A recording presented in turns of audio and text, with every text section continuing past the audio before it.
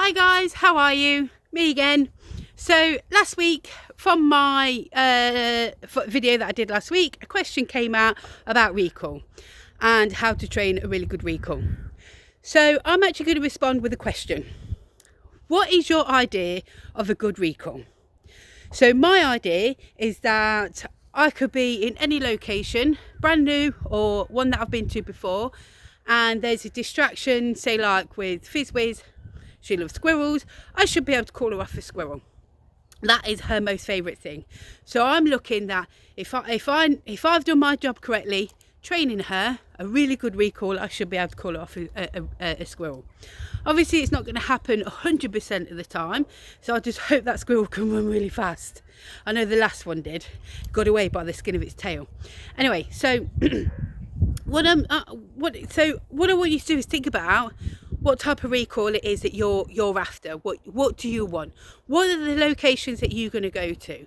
Are you going to go to an agility competition and expect your dog to come back to you and work for you in that sort of crazy environment? Or are you just going to be sticking to your local park and maybe just have your dog fairly near to you? There's lots of ways and lots of things that you need to consider when training a recall.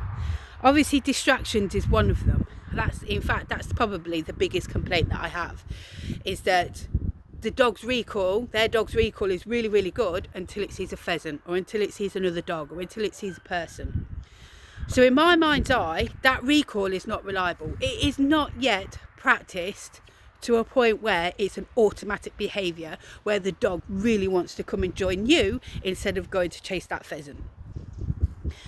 In order to get a really good recall anywhere and everywhere, you need to put the practice in. It's got to be practice. So when I'm at home, I will probably just randomly call a dog and give it its recall command.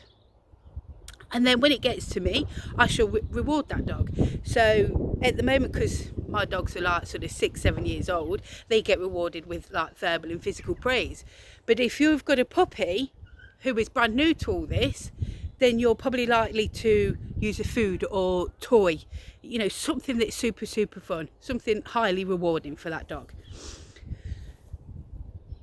There's research going about, and the book that I'm thinking of is James Clear's Atomic Habits, that in order for a behaviour to become automatic, and this is within humans, that behaviour needs to have been repeated over 1,000 times.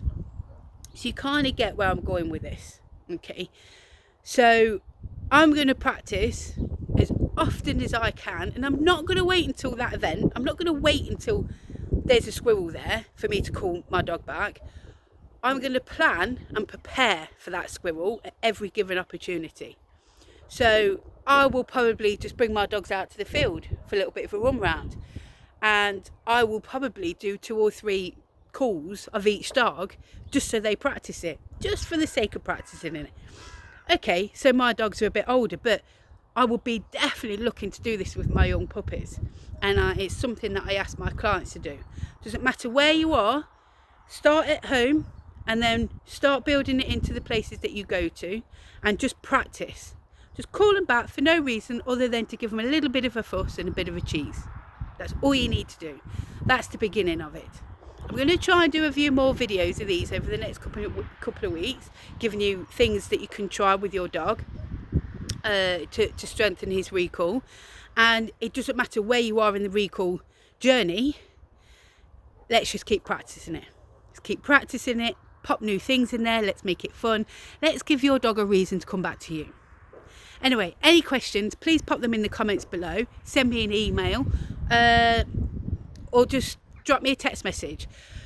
The more questions I have, the more videos I'll do, so you never know, you might get me twice a week at some point. So lovely chatting with you, and I'll speak to you all soon. Bye.